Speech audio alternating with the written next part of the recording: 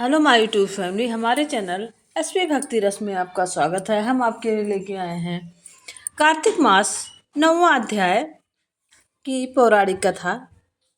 इस अध्याय में राजा पृथ ने कहा, हे मुनिश्रेष्ठ नारद जी, आपके ने कार्तिक मास के व्रत में जो तुलसी की जड़ में भगवान विष्णु का निवास बताकर उस स्थान की मिट्टी का पूजा करना बतलाया है, अतः मैं श्री तुलसी जी के महात्म्य को सुनना चाहता हूँ। इस पौराणिक कथा में नारद जी ने तुलसी जी के पौधे की क्यारी में पूजन की विधि और उनके मिट्टी का महत्व बतलाया है। कार्तिक मास में तुलसी पूजन का बहुत ही बड़ा महत्व है, क्योंकि विष्णु भगवान की प्रिया है तुलसी माता। और जब विष्णु भगवान योग निद्रा से जागते हैं तो सबसे पहले वो माँ तुलसी का दर्शन करते हैं। इसलिए आप जान सकते हैं कि अगर आप तुलसी माँ की पूजा अर्चना करते हैं, धूप दीप करते हैं, आरती करते हैं और सुबह शाम में प्रदोष काल में आप दीपक जलाते हैं तो प्रभु जी आप पर कितने प्रसन्न होंगे। और माँ तुलसी लक्ष्मी जी का रूप है, तो माँ लक्ष्मी जी आप पर प्रसन्न होंगी। तो जब विष्णु भगवान प्रसन्न होंगे तो आपके दुख कष्ट कटेंगे और माँ लक्ष्मी प्रसन्न होंगी तो आपके घर में सुख समृद्धि होगी।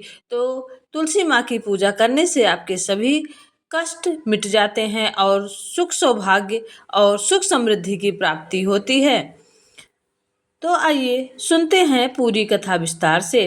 राजा पृथ ने कहा, हे मुनिश्रेष्ठ नारद जी, आपने कार्तिक माह के व्रत में जो तुलसी की जड़ में भगवान विष्णु का निवास बताकर उस स्थान की मिट्टी की पूजा करना बतलाया है, अतः मैं श्री तुलसी जी के महात्म्य को सुनना चाहता हूँ। तुलसी जी कहाँ और किस प्रकार उत्पन्न हुई, यह बताने की कृपा करें।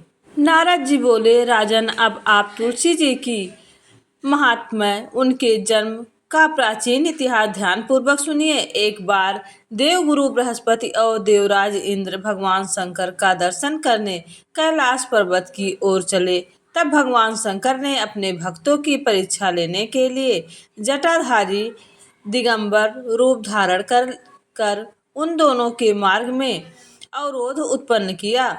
यद्यपि वह तेजस्वी, शांत, लंबी भुजा और चौड़ी छाती वाले गौर वर्ण अपने विशाल नेत्रों से युक्त तथा सिर पर जटा धारण किए हुए वैसे ही बैठे थे, तथापि उन पर भगवान शंकर को न पहचान कर इंद्र ने उनका नाम, धाम आदि पूछते हुए कहा, क्या भगवान शंकर आपके स्थान पर हैं? या भगवान शंकर को ना पहचान कर इंद्र ने उनका नाम व धाम आदि पूछते हुए कहा, क्या भगवान शंकर आपके स्थान पर है, कहीं गए हुए हैं?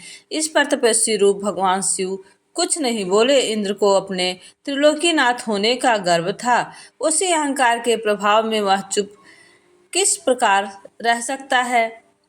उसने क्रोधित होते हुए उस तपस्वी को धुड़कर कहा, और मैंने तुमसे कुछ पूछा है और तू उसका उत्तर नहीं देता है। अब मैं अभी तुम पर अपना वज्र का प्रहार करता हूँ, फिर देखता हूँ कि कौन तुझ दुर्मत की रक्षा करता है। इस प्रकार कहकर जैसे ही इंद्र ने उस जटाधारी दिगंबर को मारने के लिए हाथ में वज्र लिया, वैसे ही भगवान शिव के लिए हाथ में वज्र लिया, वैसे ही भगवान शिव ने वज्र सहित इंद्र का हाथ स्तंभित कर दिया और विकराल नेत्र से उन्हें देखा। उस समय ऐसा प्रतीत हो रहा था कि वह दिगंबर प्रज्वलित हो उठा है और वह अपने तेज से जला देगा। भुजाएं स्तंभित होने के कारण इंद्र दुखित होने के साथ साथ अत्यंत कुपित भी हो गया, परंतु उस जटाधारी दिगंबर के प्रज्वलित को देखकर बृहस्पति जी ने उन्हें भगवान शंकर जानकर प्रणाम किया और दंडवत होकर उनकी स्तुति करने लगे। बृहस्पति भगवान शंकर से कहने लगे, दीनानाथ, हे महादेव, आप अपने क्रोध को शांत कर लीजिए और इंद्र के इस अपराध को क्षमा कीजिए। बृहस्पति के यह वचन सुनकर भगवान शंकर ने गंभीर वाणी से कहा, मैं अपने नेत्रों से निकलते हुए क्रोध को किस प्रकार रोकूं?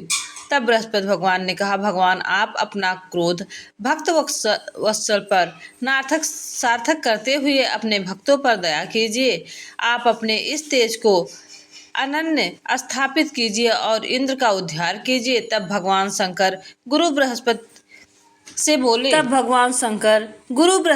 से बोले, मैं तुम्हारी स्तुति से अत्यंत प्रसन्न हूँ। तुमने इंद्र को जीवन दान दिलवाया है। मुझे विश्वास है कि मेरे नेत्रों की अग्नि अब इंद्र को पीड़ित नहीं करेगी। बृहस्पति के इस प्रकार कहकर भगवान शिव ने अपने मस्तक से निकलते हुए अग्निमय तेज को अपने हाथों में ले लिया और फिर उसे क्षीर सागर में डाल दिया। तत्पश्चात भगवान शंकर अंतर्ध्यान हो गए। इस प्रकार जिसको जो जानने की कामना थी उसे जानकर इंद्र तथा बृहस्पति अपने अपने स्थान को चले गए।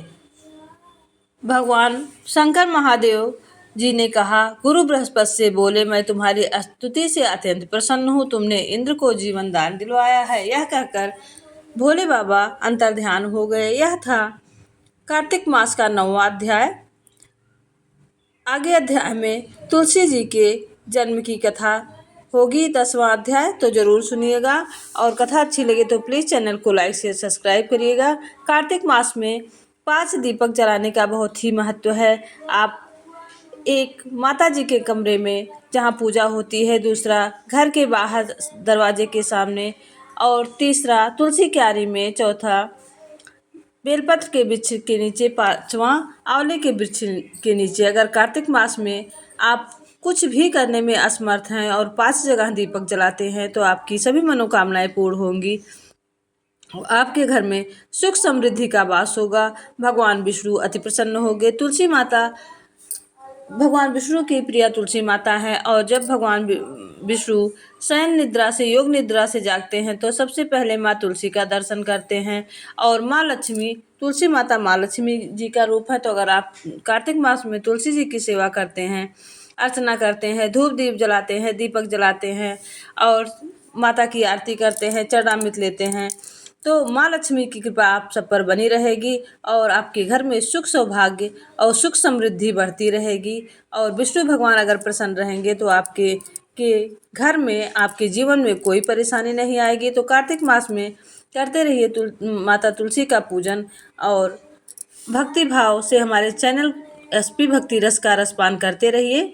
जय विष्णु भगवान, जय तुलसी माता, जय लक्ष्मी माता की जय।